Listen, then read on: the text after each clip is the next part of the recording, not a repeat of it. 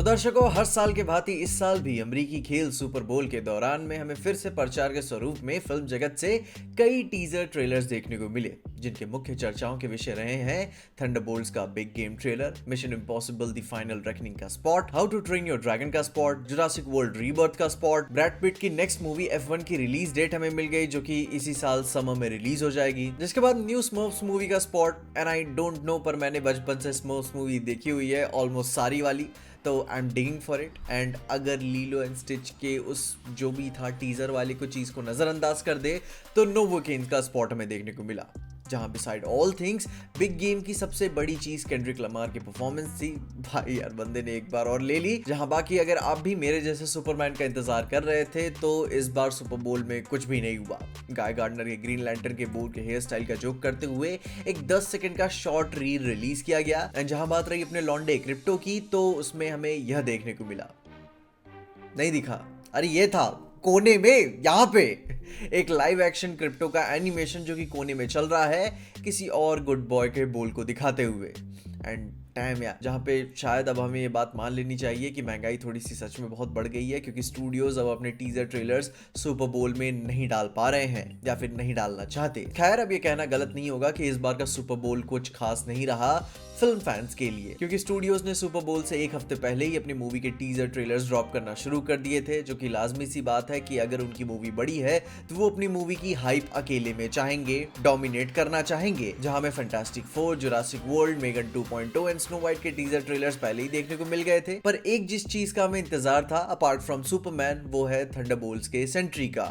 And ladies and gentleman, एक और बार Marvel ने हमें छेड़ के छोड़ दिया, जहां इस बार हमें सेंट्री के एक्टर ल्यूस पुलमैन के सेंट्री का लुक बस एक टीज भरी देखने को मिलता है। बंदे के उड़ते हुए बैक शॉट्स नजर आते हैं, जो कि उसके गोल्डन सूट का लुक हमें बिल्कुल नजर नहीं आता, पर बहरहाल उसकी वॉइड वाली पावर्स का एक टीजर नुमा लुक देखने को मिलता है जो कि कूल है। अपना पूरा न्यूयॉर्क उस ब्लैक वॉइड में ग्रसित होता हुआ नजर आ रहा है। एंड थैंकफुली थंडरबोल्ट्स टीम इस बात को एक्नॉलेज करती है कि हम कर ही क्या पाएंगे, हम में से कोई उड़ नहीं सकता, तो गोलियां मारना और पंच करने के अलावा हम में से और कोई कर ही क्या सकता है। जिसमें साथ ही साथ यूएस गवर्नमेंट को ये बात पिच करती है कि यह उसकी टीम एवेंजर्स के अल्टरनेटिव के तौर पे, क्योंकि रियलिस्टिकली वो बात बताती है कि एमसीयू में एवेंजर्स जैसी अब कोई चीज नहीं रही और ना ही अब एवेंजर्स आ रहे हैं, तो उनके लेटेस्ट थ्रेट को रोकने के लिए उन्हें लेटेस्ट हीरो चाहिए, जिसका फर्स्ट ड्राफ्ट ये टीम है। And not gonna lie, trailer अच्छा था। इसको देख के लगता है कि हाँ भाई, टीम है, बैंटर हो रहा है, इमोशन भी है, रियलिस्टिक एक्सपेक्टेशन भी है, और बकी का हाथ एक और बार निकलते हुए नजर आता है।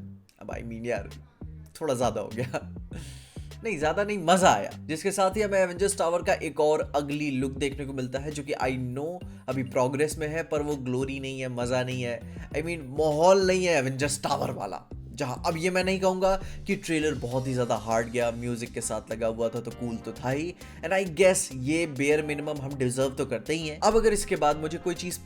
पसंद आई है तो वो जुरासिक वर्ल्ड का ट्रेलर था। कुछ दिनों पहले ही उसका वो ट्रेलर तो ड्रॉप हो गया है, एंड सुपर बोल में उसका स्पॉट भी रिलीज किया गया। एंड इस मूवी के बारे में मैं जेन्युइनली बात करना चाहता हूँ, जहां अपने द क्रिएटर के director Gareth Edwards Jurassic World Rebirth लेकर आ रहे हैं, जिसमें सबसे बेस्ट बात यह है कि इस मूवी के ओरिजिनल राइटर डेविड क्योप वापस आ रहे हैं, जिन्होंने स्पीलबर्ग वाली जुरासिक पार्क्स लिखी थी। जहां इस बार यह स्टोरी है कि जुरासिक वर्ल्ड डोमिनियन के 5 साल के बाद इवेंट्स कुछ बीत चुके हैं, अर्थ का एनवायरनमेंट अब अपने डायनासोर्स के लिए हॉस्पिटेबल नहीं रहा है, जिसमें सर्वाइविंग क्रीचर्स अब सिर्फ रिमोट आइलैंड और ट्रॉपिकल रीजन्स में ही एग्जिस्ट करते हैं। जहां जोरा बेनेथ यानी कि स्कारलेट जोहानसन, जो कि एक कोवर्ट ऑपरेटिव है, उन्हें एक फार्मास्यूटिकल कंपनी ने रिक्रूट किया हुआ है कोलैबोरेट करने के लिए एक पेलियोंटोलॉजिस्ट नेम्ड डॉक्टर हेनरी लूमिस, जो कि आगे चल के टीम अप करेंगे ड्यूक एंड किनकेड के साथ, जो कि एक टॉप सीक्रेट मिशन पे जाएंगे, जहां उनका ऑब्जेक्टिव होगा कि एक ऐसे फॉरबिडन आइलैंड को इन्फिल्ट्रेट करना जहां ओरिजिनल जुरासिक पार्क की रिसर्च हुई थी, जिसमें उन्हें 3 लार्जेस्ट प्री हिस्टोरिक स्पीशीज को लोकेट करना है from land, sea and air, क्योंकि इन क्रीचर्स के डीएनए से कोई रेवोल्यूशनरी ड्रग बनाया जा सकता है जो कि केपेबल होगा काउंटलेस लाइफ को बचाने के लिए और फार्मास्यूटिकल कंपनी को खूब सारा पैसा बनाने के लिए। जिसमें कहानी के साथ ही साथ इस ग्रुप को एक सिविलियन फैमिली भी मिलती है, तो वो उसे भी प्रोटेक्ट करेंगे, जो कि पता नहीं कैसे इस आइलैंड पे आ गए, क्यों ही आपको बच्चों को लेकर आना है, क्या ही चल रहा था। एंड मेन बात, इनका फकअप होना तब शुरू होगा जब इनके आइलैंड पे म्यूटेटेड फील्ड डायनासोर्स एक्सपेरिमेंट से ग्रसित और भी डायनासोर्स इसे मिलने लगेंगे, जो कि डायनासोर्स तो बिल्कुल ही नहीं लगते। जो कि आइसोलेशन में दशकों से इस आइलैंड पे थ्राइव कर रहे थे, पर अब उन्हें इंसानों का टेस्ट उन्होंने चख लिया है। तो भाई अब वो और भी अच्छा हंट करेंगे। जहां भाई इस कहानी को इतना डीप में बात करने का मेरा बस एक ही मकसद था कि this movie looks really promising. जो ओरिजिनल जुरासिक पार्क बुक थी वो काफी ब्रूटल, वायलेंट और आर रेटेड है, और इस बार बोला भी जा रहा है कि वो उन चीजों को अडेप्ट कर रहे हैं उस बुक से इस मूवी में, जो पिछले कुछ सालों पहले अडेप्ट करना पॉसिबल नहीं था। एंड ऊपर से ये देख के अच्छा लगता है कि उन्होंने इस बार जुरासिक पार्क मूवी से एक टिंट टोन भी इसमें डाली हुई है, just like skull island type, जो कि बहुत कूल बनाता है इसे। एंड एक्टर्स भी कितने फाड़े यार इसमें, Mahershala Ali, Scarlett Johansson, Jonathan Bailey and Gareth भाई ने तो आज तक कोई बुरी पिक्चर नहीं बनाई। एक अलग ही काम और एपिकनेस होती है उनकी मूवी में। एंड जैसे जुरासिक पार्क मूवीज की बॉक्स ऑफिस पे तो वो चली जाती है, पर क्रिटिकली कुछ अच्छा उखाड़ नहीं पाती। तो नाउ अब देख के लगता है कि फाइनली ये मूवी हमें जुरासिक पार्क वाली देखने को मिलेगी, जो कि पैसों के साथ साथ इज्जत भी कमाएगी।